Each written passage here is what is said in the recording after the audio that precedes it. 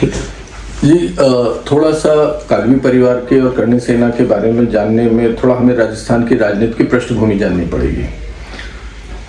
कल्याण सिंह कालवी जी बहुत बड़े नेता हुए और चीफ मिनिस्ट्री के लिए उनका हमेशा नाम रहा।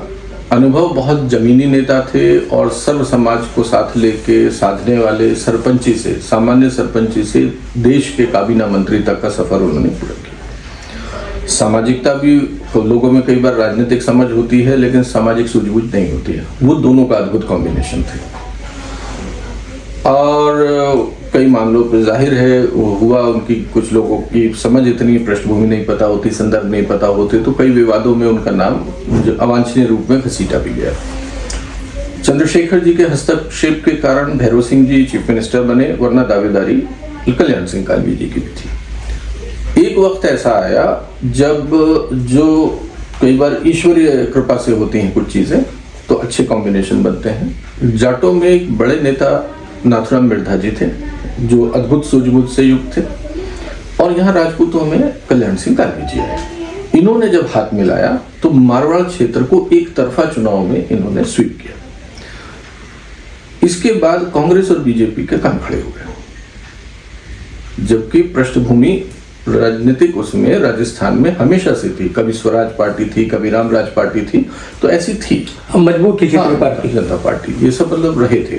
तो तीसरा मोर्चा जैसी चीज हमेशा राजस्थान की राजनीति में थी। आज सोचने में थोड़ा लोगों को मुश्किल होगी कि तीसरा पक्ष भी था, लेकिन था और मजबूत पक्ष था। उस पक्ष के साथ तो एक स्पेस थी, मैं कहना चाहूंगा। उस स्पेस में ये खड़े हुए जनता दल के रूप में मजबूती से दिखे और इनके कान खड़े हो गए कांग्रेस बीजेपी के। मैं ये नहीं कह रहा हूँ इन्होंने ऐसा कराया या हुआ या जो भी हुआ, लेकिन सामाजिक विभाजनों के चलते ये जो एक सामाजिक राजनीतिक गठबंधन बना था, जिसके साथ राजपूत जाट एक जगह खड़े हो गए और मुसलमान आ गया, कुछ जातियों के अन्य जातियों के टिकट हो गए और एक तरफा झाड़ू लगा दी गई। ये जो एक जिस तेवर की राजनीति निकल रही थी, इसको ध्वस्त करने के लिए ये भी एक कारण हो सकता है, क्योंकि बहुत सारी ऐसी घटनाएं उस दौर में हुई जिसमें जाट और राजपूत आमने सामने आ गए। अब कल्याण सिंह कालवी जी जा चुके थे, तो यहाँ एक वैसा नेतृत्व नहीं था। दोनों पहियों से गाड़ी चलती है। दादा लोकेन सिंह कालवी जी मूलतः राजनीतिक व्यक्ति नहीं थे, वो तो एक खिलाड़ी थे, ओलंपिक के बास्केटबॉल प्लेयर थे और वर्ल्ड क्लास शूटर थे। शिकार का शौक ही नहीं, जानवरों को मारने की दृष्टि से शिकार नहीं कह रहा हूँ, वो अच्छे कंजर्वेशनिस्ट थे जिन्हें उन्हें वन्य जीवों की, वेजिटेशन की, फूल मतलब पौधों की, पेड़ों की, जंगलात की अच्छी समझ थी। और एक और मजेदार था, मैं तो हालांकि वेजिटेरियन आदमी हूँ, घास फूस आदमी हूँ, लेकिन उन्हें निराशा भी होती थी मेरे साथ इस बात के लिए कि भाई जो उनका हुनर था वो मैं लाभ नहीं ले पाता था, तो आइसक्रीम ही खिला देते थे जब मैं कुछ नॉनवेज नहीं खाता था।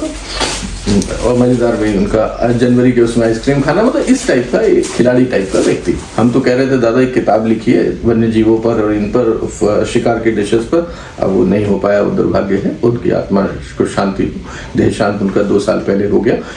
और इन सारी चीजों में जब वो नहीं लगते थे इनमें दखल, और नेताओं से दूर से कहना उनका खुद बकौल उनके कि भाई ये नेतागिरी में तो गलती से गलत आदमी गलत वक्त पे आ गया, एक। और दूसरा, वो उनके बीच उठना बैठना पसंद नहीं करते थे कि ये बुढ़े कुछ बता देंगे काम, तो वो जरा उधर से 500 मीटर दूर से गुजरते थे कि भाई। और चंद्रशेखर जी को भी तब पता चला कि, कहना उन्हीं ने बताया था किस्सा, कि चंद्रशेखर जी को भी जब टीए की बैठक में माननीय कल्याण सिंह जी के कालवी जी के कालवी गांव पधारे और चारों तरफ रेगिस्तान है, ये सेमी डेजर्ट है, ऊपर गांव के जैसे देहात के मकान होते हैं,